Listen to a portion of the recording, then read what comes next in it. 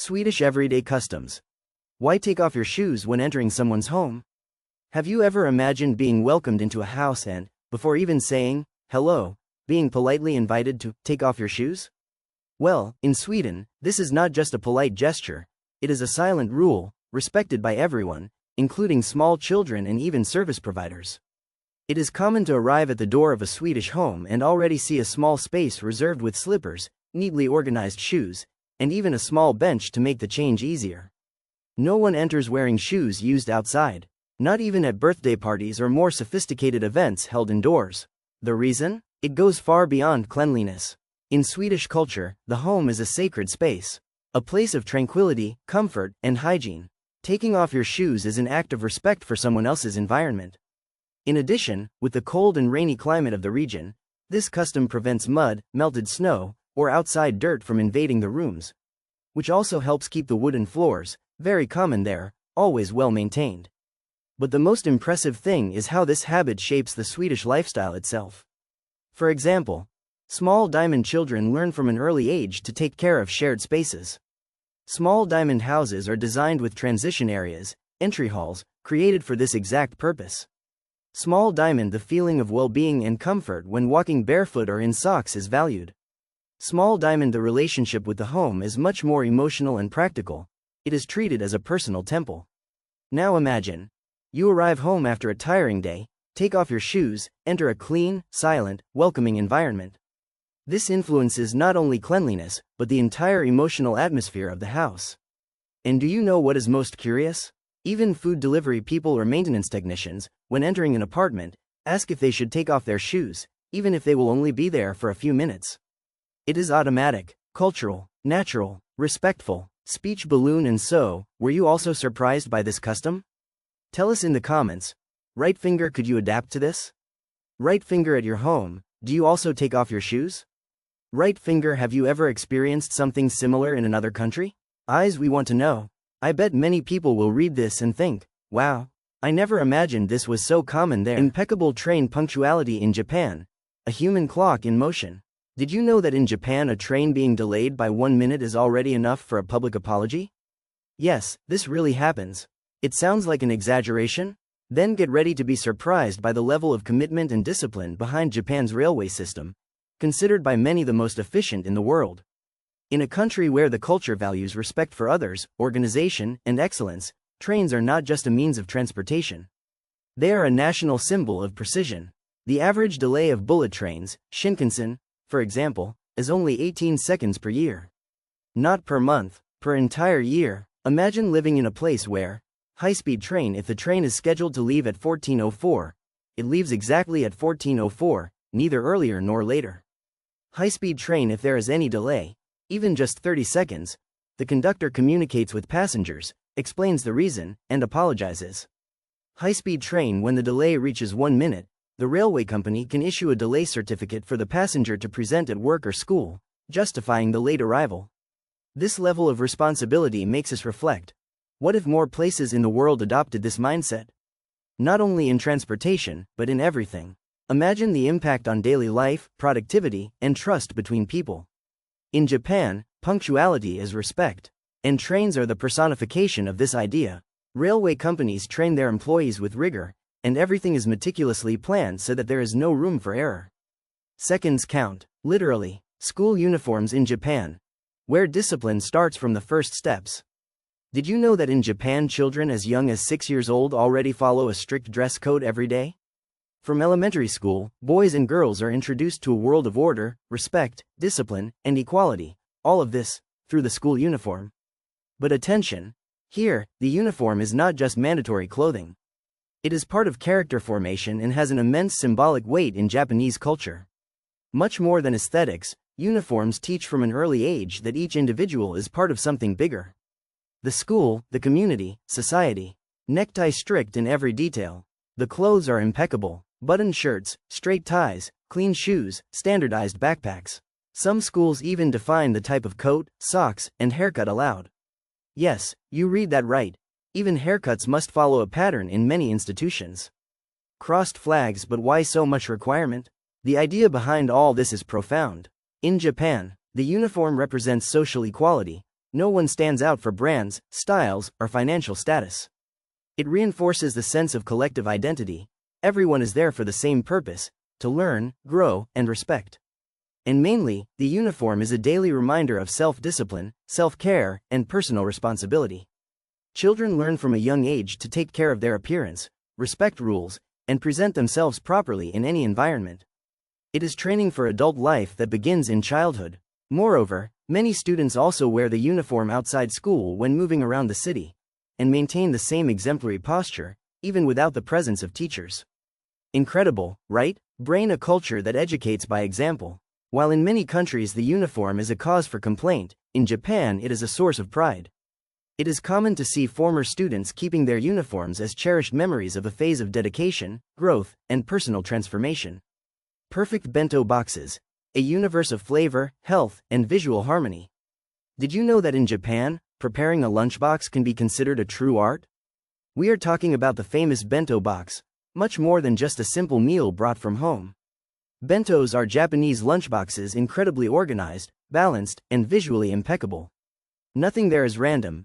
Each item placed has a reason to be there. Everything is made with love, care, and an aesthetic sense that borders on perfection.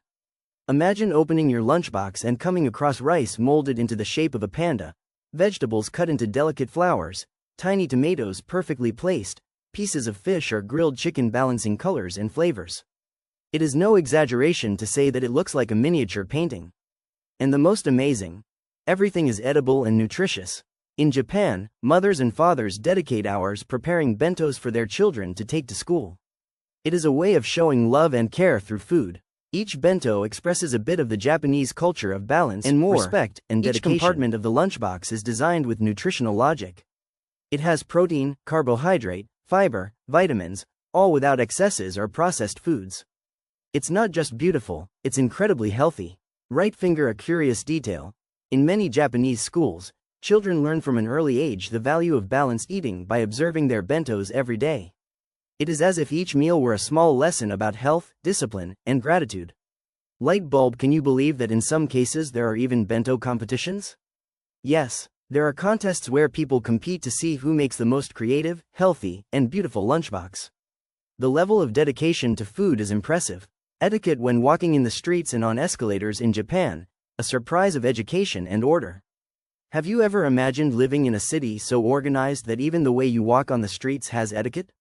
That's exactly what happens in Tokyo, the capital of Japan. And we're not talking about written laws or signs telling you what to do. We're talking about a culture of respect, where even the way you walk in public reflects education and care for others. In Tokyo, if you are on an escalator and want to stand still, the correct place is on the left side. The right side is reserved for those who are in a hurry.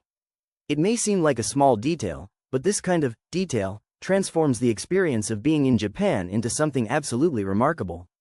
It ensures the flow of people, avoids shoving, bumping, and keeps everything working like clockwork, literally.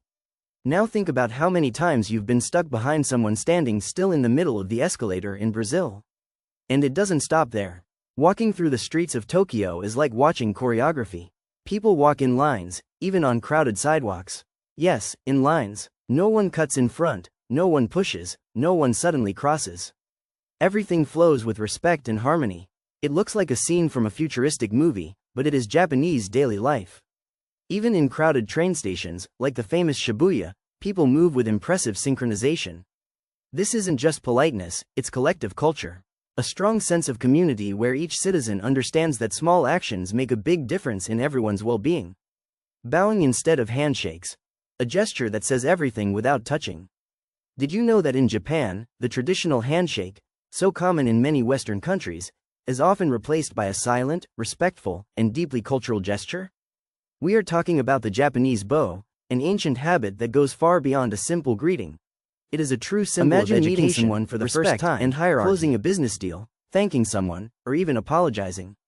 In Japan, all these moments are marked by different forms of bowing. It's not just a generic tilt. The angle of the bow changes according to the occasion and the level of respect you want to show. Right finger, a slight bow of about 15 degrees is used in everyday life, between acquaintances or in informal settings. Right finger, a 30 degrees bow shows respect and is common in professional environments. Right finger a 45 degrees bow, deeper, conveys great reverence and humility, and is used in formal situations or for sincere apologies. And it doesn't stop there. Even the amount of time you remain in the bowed position can make a difference. A longer bow expresses even more respect or regret. This gesture carries centuries of tradition and is rooted in a culture that values social harmony, respect for others, and emotional restraint. Instead of physical contact, the Japanese prefer to keep a respectful distance. This not only preserves individuality, but also proves to be extremely hygienic, something that has gained even more meaning after the pandemic. Clean streets without trash bins in Japan, a cultural surprise that leaves everyone speechless. Have you ever thought about walking through the streets of a big city without seeing any trash bins around, and yet everything is impeccably clean? It seems impossible, right? But in Japan, this is reality. And the most surprising part? Everything is clean even without trash cans scattered on the sidewalks. Unlike what we are used to in many countries, especially in big cities where trash bins are placed on every corner. And even then, trash often ends up on the ground. In Japan, the logic is completely different. There, public bins are scarce, almost non-existent. You can walk several blocks without seeing one. And what is the result? Streets shining clean, no cigarette butts, no plastic cups, no candy wrappers thrown on the ground. A true example of civility and collective awareness. How is this possible? The answer is simple and at the same time incredibly profound. The Japanese take their trash home. That's right, if you ate a snack along the way, drank something, or have any kind of waste with you, the unwritten but strongly followed rule is to keep it in your pocket, bag, or a small bag and only throw it away when you get home. It is a culture based on self-responsibility and respect for shared spaces. There is no idea that someone will clean it later. Everyone does their part, and this is reflected in the appearance of the cities. Arcades, clean, organized, fun, and never goes out of style video game sparkles. Did you know that arcades still exist and are hugely successful to this day? Yes, in 2025, arcades are still alive, and not just alive, but packed with young people and adults looking for much more than just games. They are looking for a unique experience that mixes competition, social interaction, and an irresistible touch of nostalgia. While many think that arcades stayed back in the 80s and 90s, hidden in the memories of those who grew up playing Street Fighter, Metal Slug, Pac-Man, or Mortal Kombat, the reality is surprising. Arcades are on the rise again in many parts of the world. Breakfast with rice and fish? A Japanese surprise that shocks Westerners. Imagine waking up in the morning and, instead of bread with butter or coffee with milk, finding on the table a meal worthy of lunch: steaming rice, miso soup, pickled vegetables, and grilled fish. Yes, this is the traditional breakfast in Japan, and as strange as it may seem to Western eyes, for the Japanese it is the most natural and healthy way to start the day. Temples amid the concrete jungle, a spiritual refuge in Tokyo. Imagine walking among mirrored skyscrapers, neon lights at every corner, hurried crowds, high-speed trains, and suddenly coming across a traditional red gate, flanked by lanterns, with the soft scent of incense in the air. Yes, this is real. In the heart of Tokyo, one of the largest metropolises in the world, there are true oases of spirituality, silence, and contemplation. Temples and shrines that firmly resist time and modernity. Slurping while eating ramen? A sign of appreciation. Ramen Japan. Yes, you read that right. In Japan, making noise while eating noodles, especially ramen, is not only accepted, but considered a gesture of respect and gratitude to the chef. Living a day in Tokyo. Living a day in Tokyo is like stepping into a world where ancient tradition walks hand in hand with futuristic innovation. Every detail, every gesture, even silence, carries deep meaning, revealing a society that values respect, harmony, and efficiency. As we walk along clean streets, try new foods, and observe elegance in everyday Japanese life, we realize that Japan is much more than technology or pop culture. It is an example of civilization that inspires us to be more conscious and balanced. Swedish everyday customs. A silent rule that changes everything. Picture this. You arrive at someone's home in Stockholm. The door opens, a smile greets you, but before a single hello comes a gentle request: please take off your shoes. In Sweden, this isn't a suggestion. It's a cultural law, unspoken yet universally obeyed. From curious toddlers to busy delivery drivers, everyone follows it without hesitation. Step into a Swedish entryway and you'll see why. Neat rows of shoes perfectly aligned, slippers for guests, sometimes a little bench inviting you to pause. Street shoes are forbidden past this line. Not even birthdays or formal dinner parties make an exception. Why? Because in Sweden, the home isn't just a shelter, it's sacred ground. A space for serenity, warmth, and care. Shoes track in more than dirt, they disrupt the sanctuary. The cold, wet climate only deepens the habit. Snow, slush, and mud stop at the threshold. Polished wooden floors, so common in Swedish homes, stay pristine. And this tiny act changes daily life. Small diamond children are raised to respect shared spaces from day one. Small diamond homes are built with transition zones to welcome this ritual. Small diamond comfort is celebrated, socks or bare feet feel like freedom. Small diamond the home becomes a personal temple, guarded by the simple act of removing shoes. Even food couriers, repair technicians, or unexpected visitors pause at the door. Should I take my shoes off? They already know the answer. It's automatic, it's cultural, it's respect in action. Japan's trains, where time apologizes for a single minute. Now jump to Japan. A place where a train delayed by 60 seconds is newsworthy. Here, 1 minute triggers an apology. It sounds absurd, until you see the system. The Shinkansen bullet train network runs with an annual average delay of just 18 seconds. Not per day, not per month, per year. Every train runs like the country's heartbeat. High-speed train departure at 14:04 happens exactly at 14:04. In Japan, high-speed train 30-second delay earns a full explanation to passengers. Every timetable is a promise. High-speed training, every employee is trained with precision. The company issues on artistry, so you can show your employer. Leaves you wondering, what if the world worked like this? School uniforms. Discipline woven into fabric. At age 6, Japanese children put on more than a uniform, they put on discipline, equality, and responsibility. Every detail matters. Crisp shirts buttoned perfectly, ties straight, clean shoes, standardized backpacks. Some schools even regulate coats, socks, and hairstyles.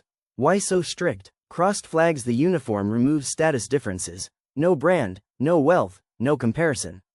Crossed flags. It creates unity. Everyone belongs to something larger than themselves. Crossed flags. It trains daily discipline. Presenting yourself well becomes second nature. Former students keep their uniforms as keepsakes, reminders of a period defined by growth, dedication, and identity.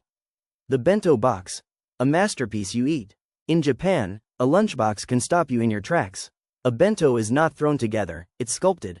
Imagine opening yours to find rice shaped into pandas, vegetables carved into flowers, tiny tomatoes perfectly nestled, grilled fish aligned like brushstrokes on a canvas. But this art has function. Each section is nutritionally balanced, proteins, carbs, vitamins, fiber, all portioned with care. Parents spend hours on bentos, each one a love letter. And some take it further, entering bento competitions for creativity, health, and beauty. It's not just lunch, it's culture, pride, and affection, packed neatly in a box. Walking in Tokyo. The choreography of respect. In Tokyo, chaos doesn't exist on the streets. People move like a perfectly rehearsed dance. Escalators? Stand on the left if you're staying still. The right is for those in a hurry. Sidewalks? Even in crowds, people form natural lines. No shoving, no cutting in front. Even at Shibuya Crossing, one of the busiest in the world, thousands move in harmony. It's more than courtesy, it's collective consciousness. Bowing instead of shaking hands. In Japan, there's no handshake. A bow replaces it, carrying layers of meaning. A slight 15 degrees bow, casual respect. A 30 degrees bow, professional respect.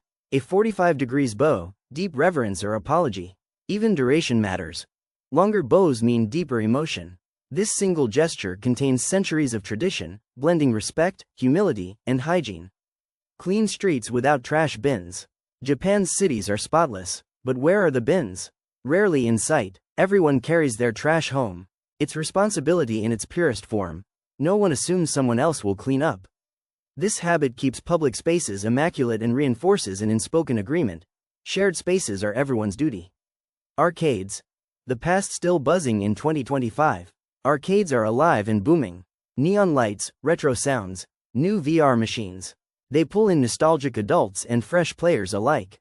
It's a cultural meeting point, where old-school fighting games sit beside futuristic simulations. Breakfast.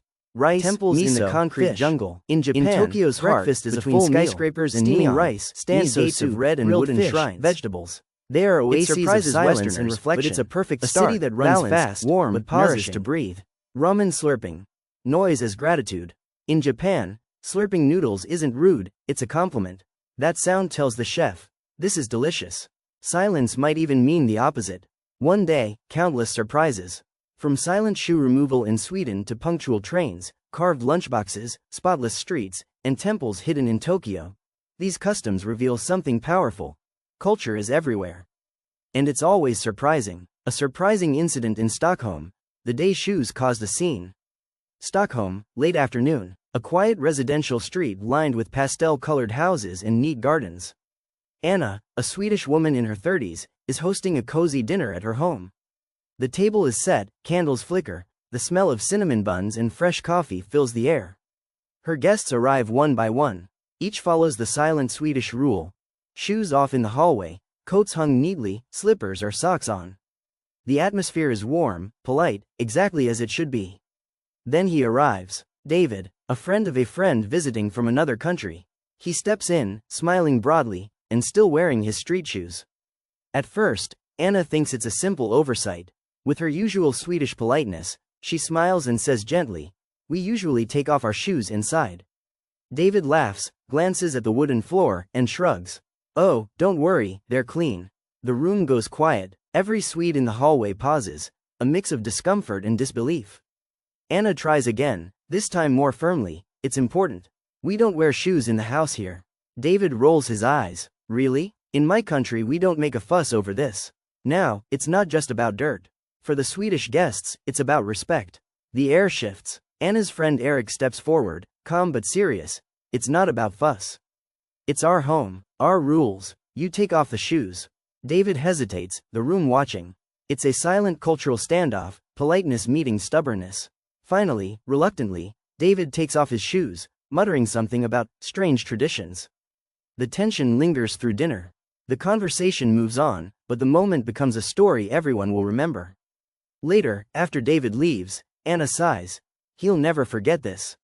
And maybe next time, he'll take his shoes off without being asked. In Sweden, that tiny act, removing shoes, carries more meaning than outsiders realize. It's not just cleanliness, it's respect, harmony, and belonging. The shoes incident in Stockholm, a cultural clash that no one forgot. It was a crisp autumn afternoon in Stockholm. The sun dipped low, casting long golden rays across the cobblestone street where Anna's townhouse stood, warm light spilling from the windows. Inside, her home was a perfect portrait of Swedish coziness. Candles lit on the windowsills, fresh flowers in a ceramic vase, and the comforting scent of cinnamon buns drifting from the kitchen. Anna had been preparing all week for this dinner. She invited a small circle of friends, a mix of locals and a few newcomers to the city. It was meant to be a quiet evening of food, wine, and good conversation. The table was already set with care, plates aligned perfectly, cutlery polished, glasses waiting to be filled. By 6:30 p.m., the first guests arrived. As expected, each one stepped into the narrow entry hall, automatically removing their shoes before crossing the threshold. The ritual was quiet, natural, an unspoken part of Swedish culture. Jackets were hung neatly on hooks, and slippers were slipped on. Conversation started softly, laughter echoing faintly from the living room. Anna opened the door to see David, until the bell rang again. Man in his late 30s, with a friendly smile and a suitcase in hand. He was visiting Stockholm from the United States, a friend of Anna's old university classmate. He had been invited somewhat last minute, but Anna was happy to welcome him. That happiness lasted about 3 seconds. David stepped across the doorway, still wearing his shoes. They were sleek, polished leather shoes, the kind you'd wear to a business meeting. But to Anna's eyes, they might as well have been caked in mud. She smiled politely, her voice calm. "Welcome, David. We usually take our shoes off here in Sweden." David glanced down at his shoes and laughed lightly. "Oh, they're fine. I just had them shined yesterday. I promise, no dirt." Anna blinked. In Sweden, this wasn't about dirt. She tried again, her smile unchanged but her tone firmer. "It's a tradition here. Shoes come off at the door." David chuckled, stepping further inside. "You know, where I come from we keep our shoes on in the house. It's no big deal. I don't want to walk around in socks all evening." At that moment, the living room conversation died down. 3 pairs of Swedish eyes turned toward the hallway, the laughter fading into an uncomfortable silence. Anna's friend Eric, a tall, calm man with the unmistakable air of someone who has hosted countless polite dinners, stood up and walked toward the door. David, he said, his voice even but serious, it's not optional here. In Sweden, taking off your shoes is a sign of respect. David raised an eyebrow. Respect? For the floor? Eric didn't flinch. For the home, and for the people inviting you in. The tension was palpable now. The hallway, once just a place for coats and shoes, had become a stage for a cultural standoff. David laughed awkwardly, as if trying to lighten the mood. All right, I didn't mean to offend anyone. It just seems a little extreme. Anna gestured toward the bench by the door. We have slippers if you prefer. It's about comfort, too. David hesitated. He clearly felt uncomfortable, not just about the slippers, but about the sudden spotlight on him. Yet the room was waiting. Slowly, he bent down, untying his shoes and placing them in the neat row along the wall. The sound of shoes touching the floor was louder than it should have been. Dinner went on, but the earlier warmth had shifted. David was polite, but quieter.